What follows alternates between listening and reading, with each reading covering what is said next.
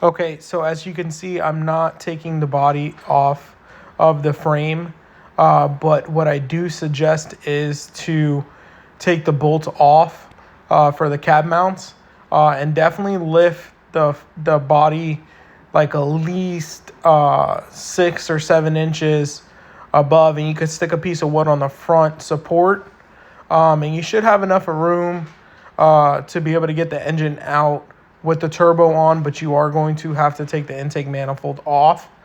Also, you could see that you have to take off the passenger side motor mount bracket. Also, do take off both motor mounts. They're super easy to take off. There's 3 bolts on each side for the mounts, and then for the bracket, there's about 4 bolts holding it, and I believe they're 15s. And then the other one, I think it's 1 inch. This could easily be done in a driveway like it is now.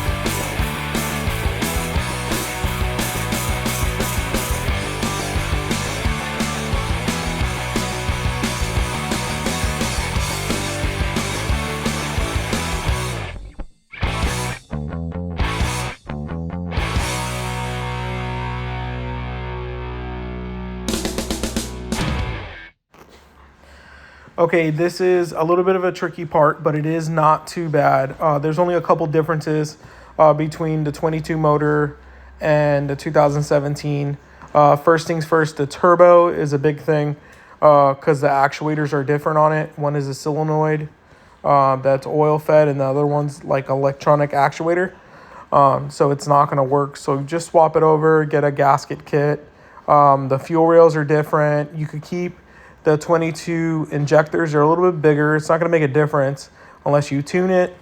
Then the oil filter housing is different, but you can't put the other oil filter housing on because it's different mounting. So what you're going to want to do is you're going to want to tap and die one of the sensors that are supposed to go on there that isn't on the newer one. And then you're also going to want to get a delete kit. I'll put a link in the description below. It's SPE, I believe that's the company. Now, for the big thing is we don't know if it runs because we did get it out of a crash car and the high pressure fuel pump was taken out. I think that's why we got it for so cheap. But again, we don't know if it runs. We did get it for $3,500, which is crazy. So this is kind of a will it run. So we'll see what happens.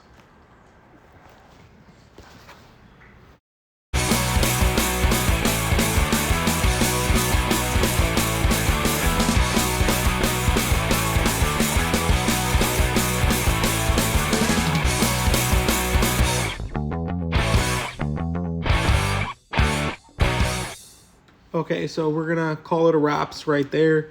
We stood up to like 5 o'clock trying to get everything together just so that moisture didn't get into places it's not supposed to. But I'll definitely be posting more videos. Thank you for watching.